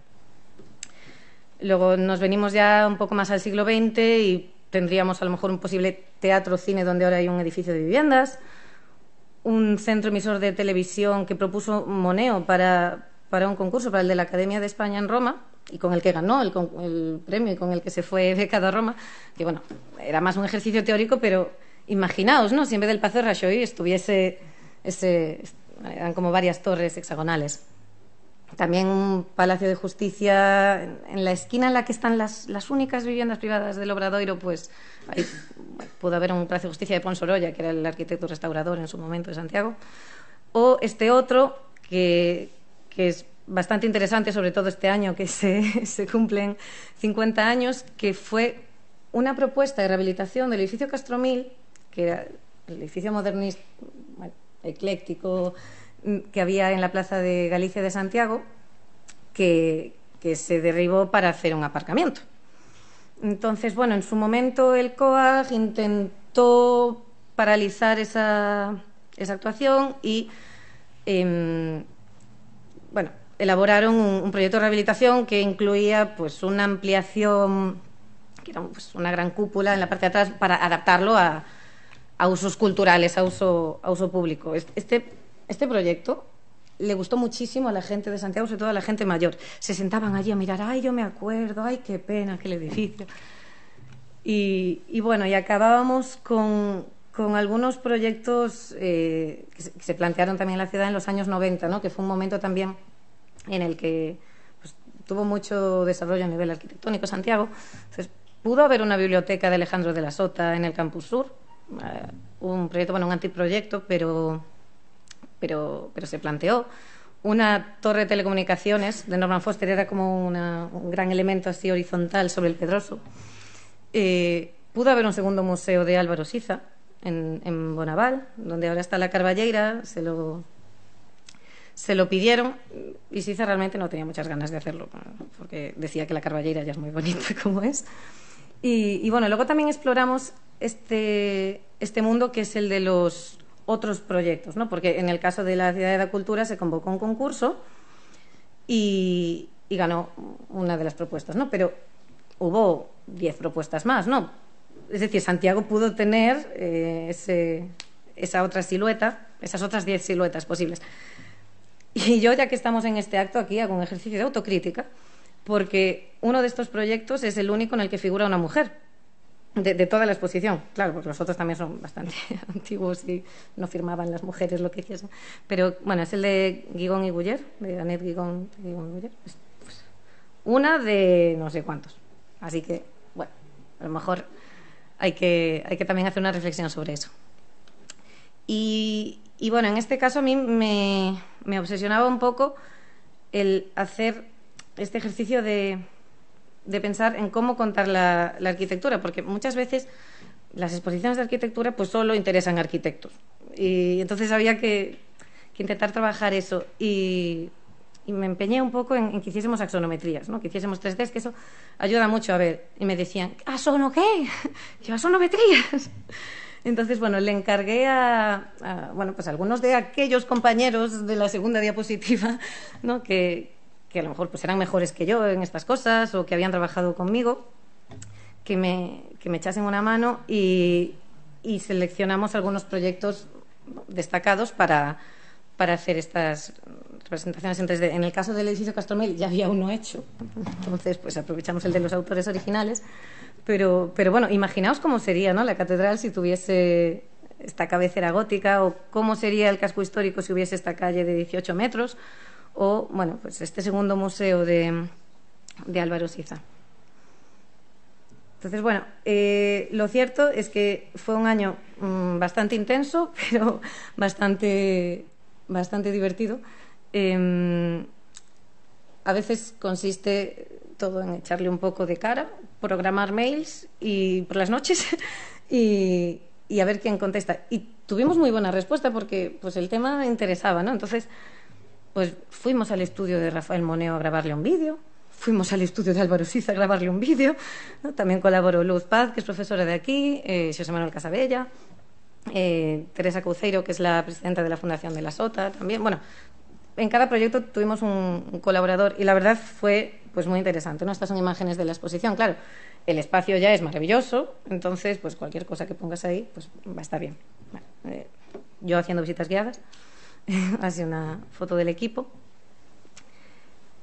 Y bueno, pensando un poco en venir a hablar con los alumnos, ¿no?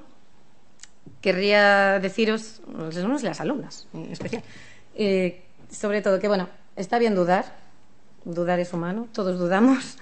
De hecho, bueno, tener dudas y estas cosas pues, también tiene que ver con este espíritu crítico, que es pues, lo que tenemos que tener todos, es de lo mejor que podemos adquirir también aquí por medio pues, del aprendizaje, del trabajo. También está muy bien dudar de los que dicen que no dudan, como os decía antes, y aquí también a veces hay incluso pues, componente de género. Nosotras vamos más inseguras, ¿no? Vamos más como, ay, no sé, esto lo hago mal, y muchas veces pues, estamos viendo a nuestro lado compañeros que parece que lo tienen todo clarísimo, ¿no? Todo, que presentan su proyecto con una seguridad total, que sus planes de vida y esas cosas, y bueno, que está bien, que a lo mejor nosotros estamos haciendo algo peor, pero otras cosas haremos mejor, otras cosas las haremos más tarde, simplemente. Bueno, no pasa nada, esas cosas pues yo creo que hay que manejarlas. Luego, que no os infravaloréis en ningún sentido. Y también aquí hay, pues, se dice un poco que hay este tema de la brecha salarial y tal, que a veces también tiene que ver con que bueno, pues con este tema de que a veces las mujeres pues piden menos o se conforman con menos, ¿no? Porque es casi como bastante hacen que me pagan. Pero bueno, no os infravaloréis ninguno, ¿eh? Pero bueno, en este caso pues estamos hablando más a las compañeras. Y también deciros que ser arquitecta significa muchas cosas. Hay muchísimas maneras de ser arquitecta. Hay que aprender a serlo, ¿no? Aprender a ser arquitecta pues, durante toda nuestra vida, en especial pues, en esta fase al principio, ¿no? Que a lo mejor si no tienes claro lo que quieres, pues pruebas una cosa, si ves que no estás a gusto, pues a lo mejor no es ahí, pruebas otra, ¿no? Y yo creo que bueno, que es importante. Si tienes las cosas clarísimas, genial, adelante, pero si no, pues no pasa nada. Y la verdad es que en cuanto a tema laboral es que hay muchísimos sitios en los que muchísimas cosas en las que podemos trabajar, en la administración, en bueno, pues, profesionales liberales, empleados de grandes empresas, que somos muchísimos y que hacemos una parte muy pequeña del trabajo porque estamos en una cadena muy grande. Es decir, no vais a acabar haciéndolo todo como en el PFC. Temas de diseño gráfico, temas de diseño de miles de otras cosas, la investigación es preciosa y bueno, infinidad de mundos en los que podéis estar y no pasa nada con no sentirse cómodo en alguno de ellos porque simplemente hay que buscar en cuál se está mejor. Y bueno, aquí un poco como bonus track, este es un proyecto en el que estoy colaborando ahora, aquí con mi compañero Santi, que es bueno, un poco al hilo de que ya había trabajado sobre el tema del edificio Castromil en la exposición. Pues estamos colaborando en un proyecto de investigación que hay en la USC. De repente pone que ahí yo soy USC. Sobre arquitecturas pues precisamente soñadas de Galicia, no construidas. Y bueno, colaboramos un poco asesorando en esta recreación virtual de esa rehabilitación que pudo ser del edificio Castromil. No sé si os estáis ubicando, esto es la Plaza de Galicia de Santiago, ¿no? Imaginaos qué distinta podría ser. Y bueno, es un poco también valorar estas otras arquitecturas pues que no vemos, ¿no? Pero que de algún modo existen en planos, existen en su planteamiento, están ahí. Y bueno, esta soy yo ahora. Estoy trabajando en Barcelona, en Vallirroch, que es un despacho muy grande, que está muy organizado, pues como os decía, ¿no? En el que se aprende esa manera de ser arquitecta, que también está muy bien, ¿no? De cómo gestionar muchas cosas. También hacen bastantes cosas de paisaje, pues, ¿no? Que es un tema que también ahí lateralmente me gusta, y trabajamos con BIM, que es también esta otra pata que me parece que es de lo mejor que se puede hacer. No siempre soy tan feliz como en esa foto, pero un día me dejaron plantar plantas y estuve muy contenta. Y nada, muchas gracias por su atención.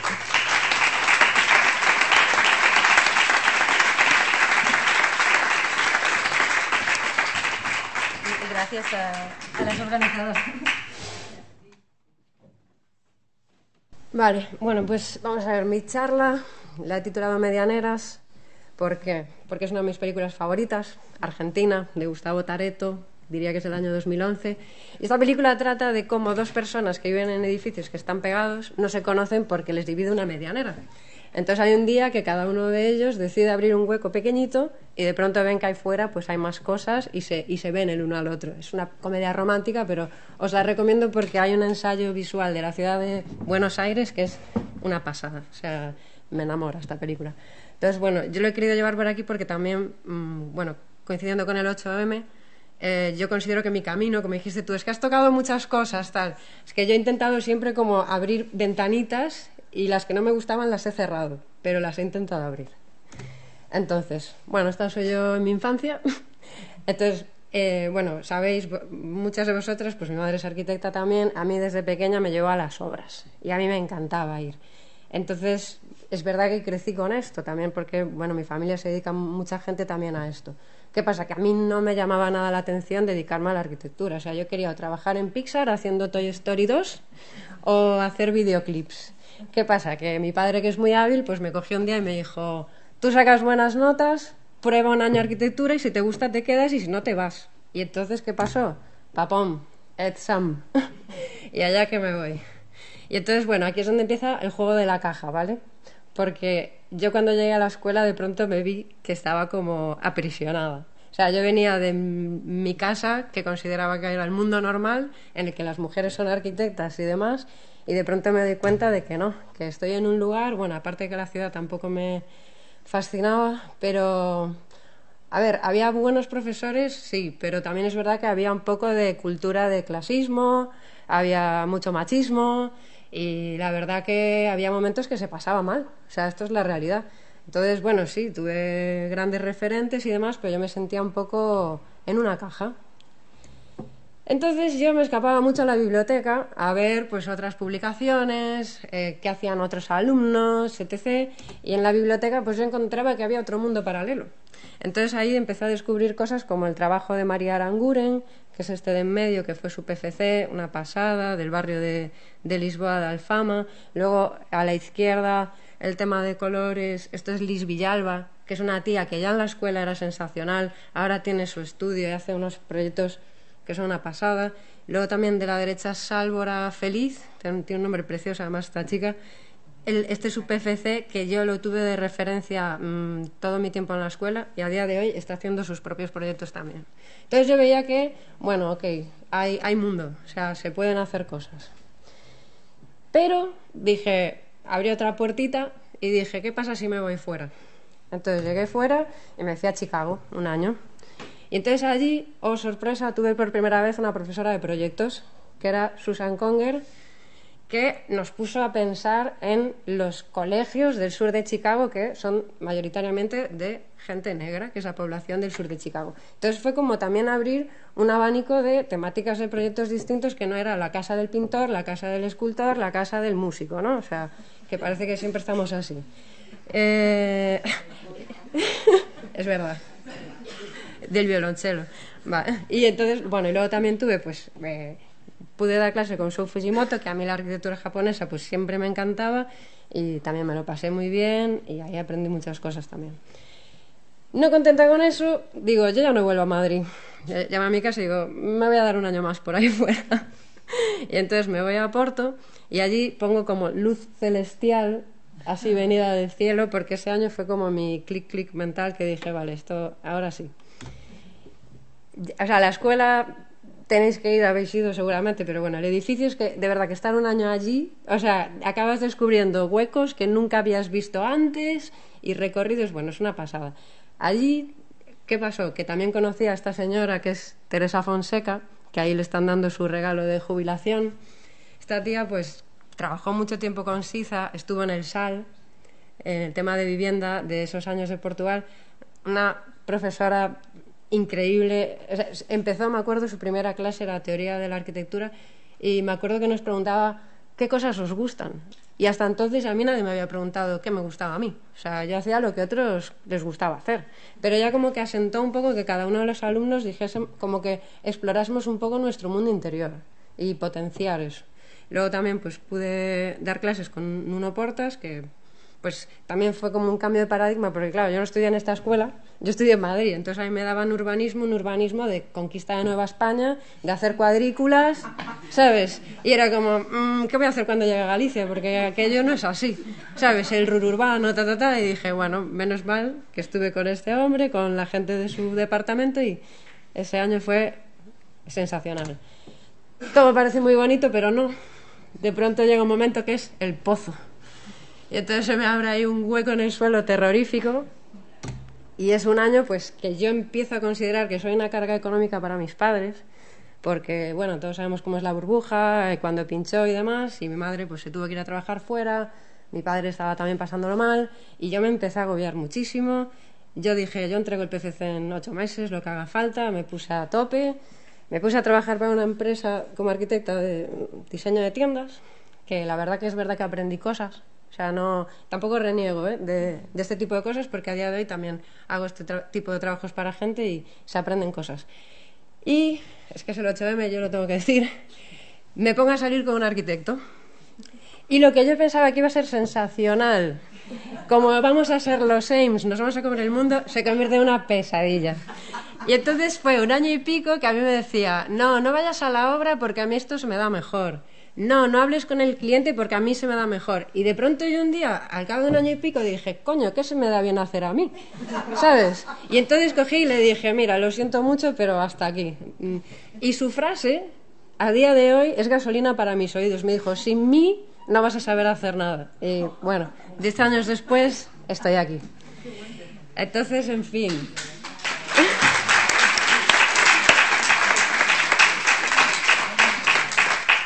Entonces ahí cogí, fue rompedura de pared de la leche, enfado mental y dije, puerta bien grande.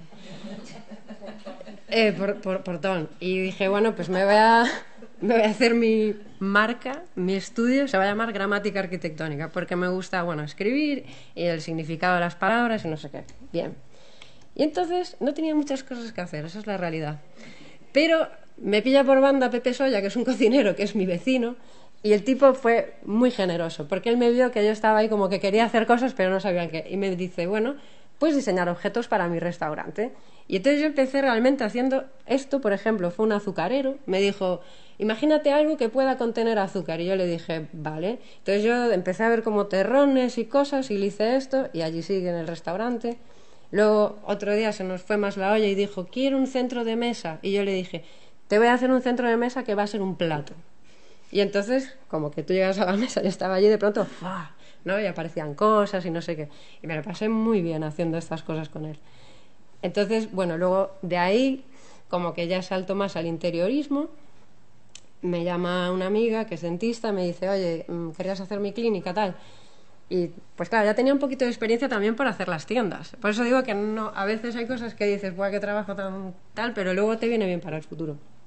Entonces, bueno, diseñamos así. Fue bonito porque hicimos como ese triángulo de entrada que era un poco centrado en la figura de su hermano, que en paz descanse, que era un poeta, y entonces había escrito un libro que se llamaba Tetraedro, es Jorge Loira. Entonces dijimos, vamos a hacer como un tetraedro, un triángulo, que sea como que siempre esté presente este tema y como que todo gire en torno a esto, y salió así. Después, bueno, también otros conocidos, pues en este caso se dedicaban al mundillo del arte, me dejaron como jugar con el color, hice pues, reformas interiores y ya pasados unos años, pues ya me empiezan a llegar cosas pues de obra nueva y de rehabilitación. Y esto fue pues mi primera obra, que es una nave industrial para una empresa de carpintería en Pontevedra. Y bueno, ahí básicamente las dos cosas que yo quería hacer era que el polígono industrial, todos se reían mucho de que la zona verde estaba allá arriba, entonces que no molestaba, y yo dije, no, la parcela vamos a dejar una zona verde a la entrada, que sea como un punto de descanso para los trabajadores de la empresa, pero también para los clientes que van a comprar. Además estáis vendiendo productos derivados de la madera, o sea, el árbol tiene que haber algo allí que... Y entonces, si vais allí ahora, allí en Barro, lo vais a ver que es como una masa inerte gris de asfalto y hormigón, y de pronto está como la nave esta con su jardín enfrente. Y me hace mucha ilusión. Y luego los paneles de las fachadas pues son paneles que ellos mismos cortaron dentro de la nave, entonces los iban sacando poco a poco como si fuese una pastelería, ¿no? Iban sacando las piezas, los ponían, no sé qué.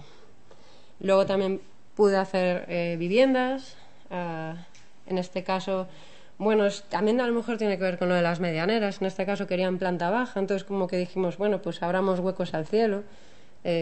¿Por qué no? ¿Sabes? Ver el cambio de la luz a lo largo del día y demás. Otras viviendas unifamiliares que me salieron, pues en este caso era un poco un doble mundo. La parte superior, lo que se quería era como que cada miembro de la familia tuviese su espacio cerrado, íntimo, un poco para decir, vale, sí, somos todos familia, pero cada uno tiene su lugar, ¿no? Y abajo es más como una especie de cueva, me gusta decirle, que gira en torno pues al jardín y a la piscina. Y luego, pues este es el proyecto que quizá es el que más se me conoce, pero también yo creo que por los clientes, porque como se dedican al tema de restaurantes y tal, bueno, como que fue bastante más mediático. Pero esto fue en su día, pues conocí a los del Retiro de la Costiña, a los que estoy muy agradecida, porque esta es otra lección. A veces hay clientes que vienen y te dicen, quiero una chica joven, y dices, a veces suena bonito, pero es un poco truculento esto, porque a veces lo que quieren es marearte, que seas una marioneta o cobrar poco. Estos no, estos fueron unos clientes que desde el primer momento me respetaron, y además es que les gustó la idea que les llevé desde el principio, o sea, les entró y dijeron, vamos para adelante. Entonces diseñamos pues este como castro neomoderno, naves espaciales, pues que duermes allí y luego ellos como que por la mañana te preparan un desayuno y demás. Entonces, bueno, ahora ya veis que ahora salió ahí un arbolito en el pozo, le puse tierra y nada, ahora mismo pues estoy dejando también de trabajar yo muchas veces sola, porque también noto que luego me entro en mis propias rayadas mentales y es bueno colaborar, yo también lo recomiendo. Entonces estoy con María Fandiño, pues hicimos esta plaza en Meis, con Marta Rodríguez, arquitecta de esta escuela también de Santiago, haciendo una vivienda enchantada. Esto, bueno, la tercera es una rehabilitación del Centro de Piragüismo de Pontevedra, que a ver si ya este año sale adelante. Y luego pues he abierto esa ventanita pequeña de que tengo 2 proyectos nuevos que son con madera, con entramado ligero, que nunca lo he hecho, pero allá voy, ¿sabes? Y también este último año pues pongo la ventana en círculo, porque pues se me abrió la oportunidad por ganar el concurso, pues de estar con Manuel Bouzas, Roy Salgueiro y María Fandiño, pues que vamos a dirigir los próximos 3 números de Obradoiro. Y le pongo un círculo porque, claro, se salía de lo que yo pensaba que iba a hacer algún día. Pero lo cierto es que es como algo que aporta muchísimo. Estoy aprendiendo un montón, porque al final ellos vienen mucho también del ámbito académico. Yo al final me considero un bicho de obra, o sea, no estoy tanto en estos temas, entonces como que a mí me está sirviendo para, bueno, aprender, también rescatar como escribir, sentarme a escribir, que era algo que ya llevaba mucho tiempo sin hacer. Y bueno, pues esto lo publicamos hace un par de días, la revista va a ser monotemática, entonces este primer año vamos a hablar de los paisajes, el año que viene será urbanidades y el tercer año va a ser materiales, que le llamamos BENS. Y lo que queremos es un poco como dejar constancia de estos años y que más que sea un catálogo de cromos de proyectos, que ya hay muchas webs, hay muchos premios y tal, queremos que sea como una herramienta de pensamiento, que haya como ensayos, que haya conversaciones, incluso conversaciones, que estamos ahí pensando cosas, con personas que piensen muy distinto el territorio. Y a ver qué sale de ahí, ¿no? Y que luego tú lo leas y, bueno, saques tu conclusión. Y, bueno, estos son los mock-ups con los que ganamos. Queremos hacer mapeos, contratar a fotógrafos como Ana Amado, Antonio, etc. Y entonces esta es mi posición actual, que yo diría pues que he abierto eso, mis ventanitas, estoy ahí a gusto y cómoda. ¿Qué pasa? Que dije, no, tengo que aportar algo para la presentación de hoy. Entonces, pues me dio la reutada y con una amiga mía, pues hoy lo cuento aquí porque no está publicado aún, mañana ya lo sacaré. Una de las barreras que tenemos las mujeres en la obra es que no hay mujeres trabajando en la obra. No hay oficios, no hay fontaneras, no hay electricistas. O sea, yo de 10 años que llevo trabajando he visto 2, que de hecho la primera vez iba yo andando así y fue como, espera, he visto bien, y sí, era una mujer echando un hormigón en el suelo. Y fui a hablar con ella, como, wow, qué descubrimiento, no sé qué, y me dijo, sí, somos más, no sé qué, lo que pasa es que, bueno, no se nos ve tanto. Entonces hemos hecho, pues una amiga y yo, una web, si entráis es mulleresnaobra.com. Y entonces en esa web lo que queremos hacer es, jugando un poco también con la RAG, con la Real Academia Galega da Lingua, tú si ves las descripciones siempre es albanel y siempre es masculino, carpinteiro masculino, encargueille o carpinteiro, unhas portas novas para casa. Entonces esto es un compendio de oficios de obra, no es de arquitectas, no es de aparejadores, eso tenemos como, creo que otros lugares como esto, donde nos damos apoyo y tal, pero precisamente estas chicas están más invisibilizadas y lo pasan mal, porque yo lo he pasado mal en obra. O sea, yo he recibido mensajes a las 3 de la mañana de un albañil diciendo, quiero estar en un jacuzzi contigo, y yo le dije, ¿esto se lo dices al aparejador? Digo, porque no es de recibo, ¿sabes? Bueno, entonces pues os animo a que si tenéis conocidas, familiares que se dediquen a estos oficios, encofradora, contrato a una encofradora para estructura de base, piscina, tal, pues que les digáis de aparecer en el directorio, porque yo sé que hay uno que salió este año, en enero, de Brico Depot, que, o sea, tiene que venir una empresa, será francesa por ahí, a hacer esto. Me refiero, creo que esto es necesario que lo hagamos también desde nuestro sector, porque es la barrera que hay. Y es lo que ponía aquí, son el 8,8% de las mujeres en la construcción en Galicia. Lo que pasa es que casi siempre ocupan puestos de gestión en la oficina. Luego, por ejemplo, hay una chica que yo os la recomiendo apuntar para el año que viene, que es Esther Sanz, ella estudia aquí. Ella tiene su constructora y yo he hecho obras con ella y efectivamente están ahí y así no ha pasado nada. Es que parece que no hay mujeres tampoco con constructora. Entonces os la recomiendo que la invitéis porque es una tipa, bueno, que controla un montón. Y así, eso es lo que os puedo decir, que os apuntéis aquí a Mulleres na Obra y a ver si podemos hacer que crezca el número de mujeres que hay de fontanería, de tal. Porque de hecho yo quiero hacer una obra ahora para mí y quiero que sean todas chicas, como para también documentarlo, y porque a veces las imágenes valen mucho. Entonces tú si ves algo hecho por mujeres y está documentado, la gente va a decir, claro, es que ellas también pueden hacer la obra, no pasa nada. Y eso es todo.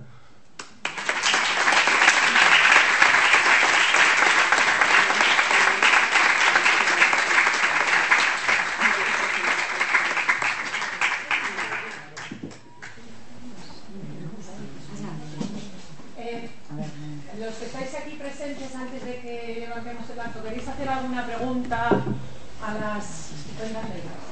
Porque explicaron un evento. Bueno, cualquier pregunta. ¿Alguna? Nada. Dice Miriam que explicó todo tan bien que no preguntéis nada. Bueno, yo te puedo aportar a una electricista. Vale. Yo tampoco, yo solo la de los suelos. Una constructora. Una chica. Sí. Se llama CHS y ella se llama Esther Sanz. Es arquitecta. Sí. Es una fenómena y hace supermercados de estos de Aldi o Lidl o unos de estos alemanes por toda España. Hace vivienda unifamiliar. De hecho, yo se la recomendé hace poco a otra compañera, Sofía, que es arquitecta en Santiago. Es muy buena. Y es que te crea. Mira, yo tenía por aquí en las imágenes A mí me ha pasado de llegar a obras de su constructora, de hecho es en la que estaba esta chica poniendo suelos, y estar con esta chica que es Marta, que es aparejadora también de aquí de la escuela de Coruña, que era la jefa de obra. Y entonces, claro, o sea, es que esto rompe la barrera, porque si no estás entrando efectivamente en un mundillo que son chicos. Entonces, cualquier chico puede hacer cualquier trabajo y cualquier mujer puede hacer cualquier trabajo. Fin, no hay que pensar más. Jefas de obra hace años sí que había bastantes, pero ahora ya casi no vuelve a haber, y oficios nosotras nunca nos encontramos a nadie. No, es súper difícil. Y son trabajos que se pueden hacer perfectamente. Ah, porque quería también hacer un inciso. Las mujeres que limpian, las Kellys, las que cuidan ancianos, ese trabajo es físico también. Claro, sí. O sea, estar en una obra, sí, que la gente dice, no, pero es que es un trabajo muy pesado físico. No. Lo que pasa es que mientras haya trabajos masculinos y haya trabajos femeninos, la brecha salarial es justificada. Porque el trabajo de limpiar un hotel es igual de duro que estar en una obra. Y esto es así. Y más rápido, o sea, con menos descansos, con unos tiempos muy cortos. Exacto, exacto. Y subir y bajar de la cama a una persona, ayudarla a ducharse, son personas con peso, que hay que saber cómo hacerlo. Aparte de tener fuerza, hay que tener maña. Sí, estoy totalmente de acuerdo. ¿Vas a aplaudir?